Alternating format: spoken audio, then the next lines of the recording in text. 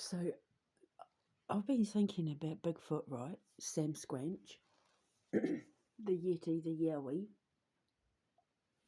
and how, how like they're mostly a thing like in North America, but there's sightings of them. I mean, I was just explaining the other day about how, like, the orangutan, which means old man in the forest, and orangutan totem, like the Tata Duende mythology of like the Dominican and all that, they're forest guardians.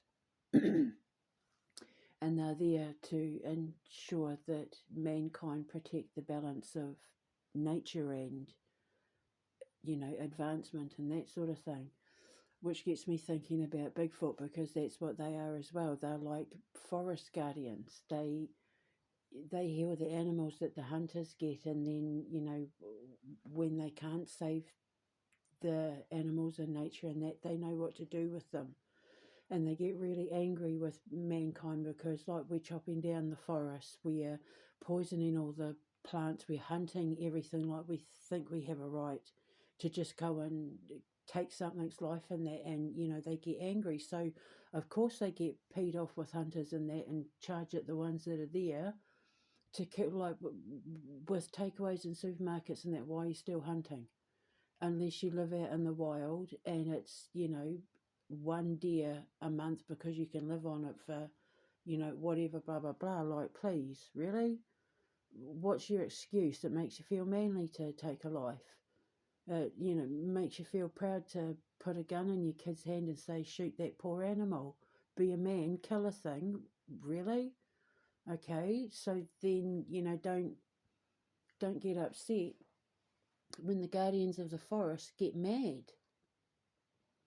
which is why we need to protect orangutans, because they do a lot more for mankind when it comes to healing our broken souls and our broken lives and our broken ancestry and that than we dare give them credit for. They were here first. We're the visitors. We need to remember that.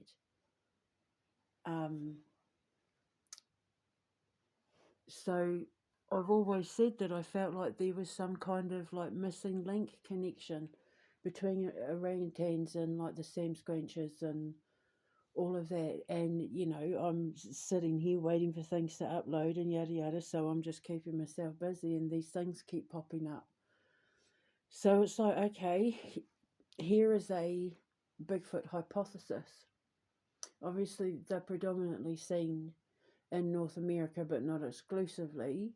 But if you take into account Pangea, like, before all the continents split up with all the earthquakes and stuff, Greenland and Iceland and at some point Europe were all connected to the continent of North America. Like they were all connected. Greenland was all a part of, Canada and Iceland and America and Europe. Like at some point in Pangea, like in the beginning, all the lands were, all connected to each other.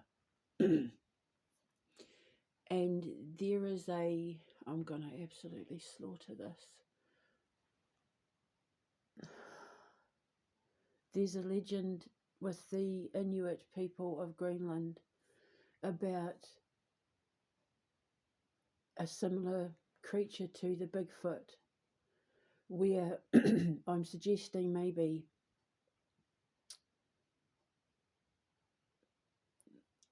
they may be Viking in origin due to their size. Because when it comes to anything described as a giant, you got to put it down to a Viking, a Celt, or a Pict. But the Irish are Vikings, so the Scottish are probably Viking too. Originally they would have all been, connected, so we can get the giant genetic from the Viking and the Celt and the Pict. So it's safe to assume with people like Leif Erikson and in Roslin Chapel in Scotland, there's a stained glass window of the Scottish with maize. And it's kind of like, how did the Scottish get hold of maize, hundreds of years before Christopher Columbus, quote unquote, discovered America? I mean, obviously we know Leif Erikson was there first. But was there someone before him? Because the Native American, the First Nations were talking about the Sam Squanch long before it was ever sort of being documented. Apparently, the first actual written documentation of the conversations that the First Nations people were having about these Bigfoot-like creatures wasn't recorded until like 1955 or something, but the legends had always been there. So if you look at the origins of Bigfoot, did he come from, one of the northern Viking territories? There is a legend in Greenland with the Inuit people. Um, it's gonna, I'm gonna slaughter it. So I apologise now, but I'm a New Zealander and I pronounce things the way they're spelt, and it looks like it's spelt Qivittoq. Qivitto. It's something like that. And a tilajit, tilajit. I'll put links in the description box below. I do apologise. I've tried to remember it by heart because I can't record and look things up on the internet at the same time. Otherwise, I would have it right here. But I've just had to go with it. But the tilajit, the one starting with T, the Inuit folklore, it talks about this angry god that's he gets angry with people that abuse the balance between nature and growth, like the Tata Duende, right? Because obviously we all came from the same place at one point. Even Māori people like myself were connected genetically through the Mesoamericans, so we were all connected at one point, right? So we've got the Tata Duende, who serves as the same purpose as the orangutan and the Bigfoot, the Sasquatch, the Yeti, the Yowie. They're all there as forest guardians, and they get mad when man comes and does stupid things and is hurting the planet and taking more than we need and being greedy and thinking, trying to convince everyone that we're overpopulated when we can fit the entire population of the world inside France or Germany or something like that. It's something ridiculous like that. So that's a lie. So they're also there to remind us about we've got to respect nature, and we've got to keep our forests and plant more trees and do right by Mother Nature and do right by her, because she does so right by us with our medicines and that. I was saying about how we should have a transparency law.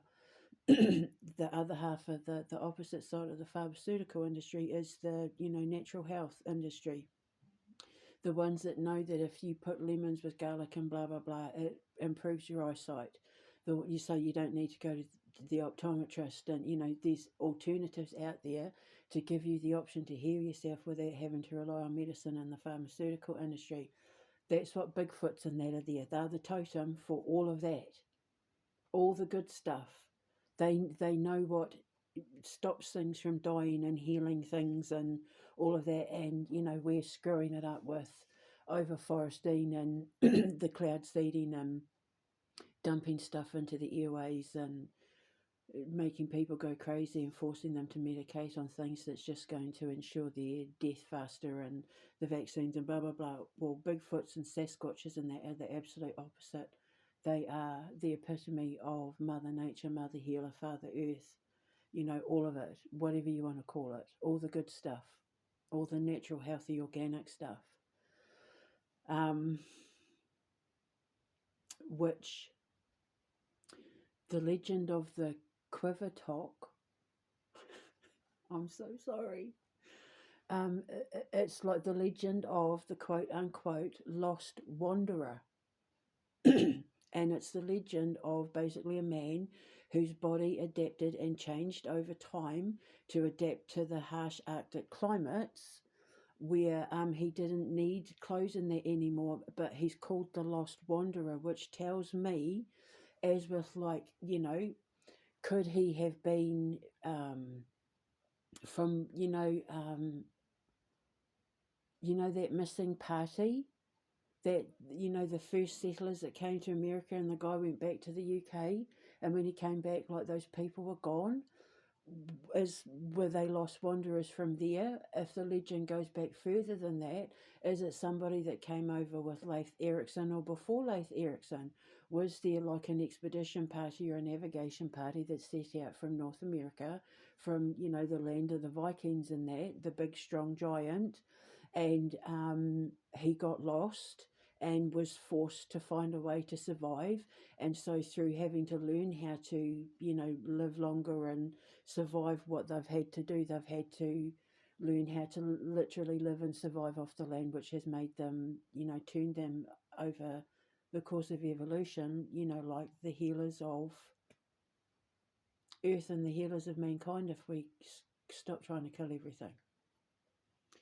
It's just a thought. So then obviously they've migrated, and then Pangea, whatever, came along, and slowly started pulling them further and further apart, and then they got separated. It might not be as far back as that, but when you look at the course of the tectonic shift in the earth since apes have been walking on 2 feet, there's been enough of a shift. And even if it's not that far back, because obviously, like, evolutionarily, it's probably not as far back as actual Pangea, but I'm using Pangea as an example to explain about how at one point all the lands were connected, and then through time it's separated. Parts of Africa now are getting ready to split into a second continent, because the tectonic plates are still moving. But it could be that something that was already there bred with something that got stuck there or was lost there when trying to navigate their way from, like, northern Europe to the North continent, the North American continent. They got trapped, separated, lost along the way. If there were already First Nations people living there, then obviously this Bigfoot, this Sasquatch, has come along at a time when there were witnesses. But, seeing little brown people, if you're from a continent where you're, as white as the snow, with flaming red hair, and, or no, the red hair didn't come about until they bred with the Spanish, they would have been blonde and brown haired and all of that. So yeah, it would have been quite a shock not being able to speak each other's language. But somewhere along the line, they all learned to coexist with each other. I'm guessing that the visitor, shall we say, the one who arrived at the land, came with medicines and treatment, and was able to do things for the First Nations people that maybe they couldn't do themselves, because we have to remember that the Vikings, like the Germanic and the Danish, like, they, all of them, because they lived in remote areas and lived in very harsh conditions, and that they had to know how to heal using plants. They were the original witches. Like the old wives' tale. The saying, "Oh, it's an old wives' tale." Well, that comes from our Scottish and our Irish and our Germanic and our Dutch and our, grandmothers and great grandmothers, and that had to know what plants and that to use in order to heal themselves from illnesses and make poultices and all of that, because, like, doctors weren't a thing, hospitals weren't a thing. Villagers relied on their soothsayers, their healers, their cunning men and women, their witches, their wicks, their shamans, their medicine doctors, and all of that. They relied on them, and they had to know how to use a plant for this and a plant for that, and a yada and a blah.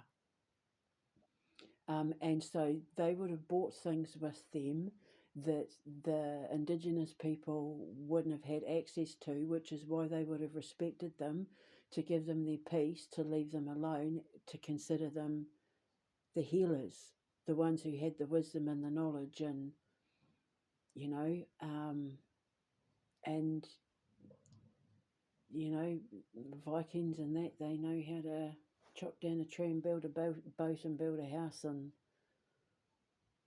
I wouldn't even be surprised if Noah's Ark wasn't a Viking thing. Because the thing is, as well, is that there's they found monoliths in New Zealand, so they know that there's been Vikings in New Zealand around the same time as our indigenous people. Most indigenous cultures around the world, of like the Mesoamerican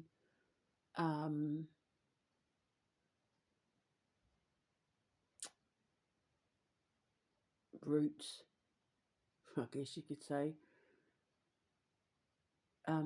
all talk about the giants, the hairy giants. They either have a lot of hair and they're giants, or they're covered in hair and they're giants, depending on what they've genetically had to evolve into. But with the Qivittoq, or whatever it's called, I'm so sorry. The legend of that is specifically the lost wanderer whose body changed over time, like they watched him change. The legend says where he changed over time in order to survive the harsh Arctic conditions.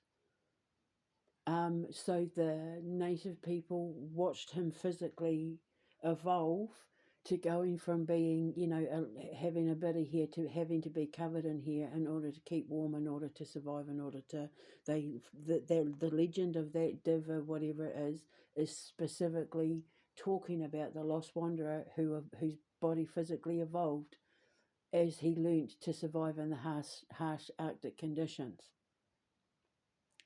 So that's a Bigfoot, that's a Sam Squanch, and then I think they've either gotten on a boat and gone to North America, or he was divided, he was split. They maybe went over in boats, or went one t'other and one got left behind, or some got left behind, or there had to have been either some parties that got left behind because they're still here, a few hundred years later, depending on how far you want to take the legend back, a few thousand, or he bred and their babies evolved, and they lived off the land, and all of that. So I'm just putting it out there.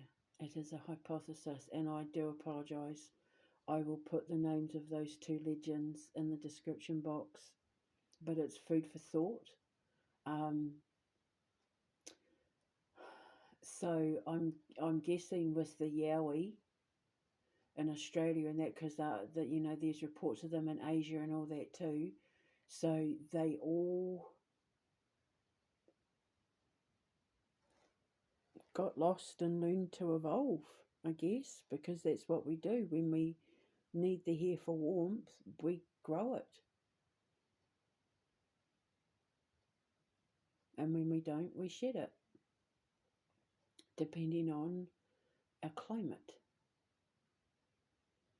So anyway, food for thought, and I do apologise for pronouncing those two things wrong, but I'll put the correct links to them in the description box below. Ka kite. Mwah.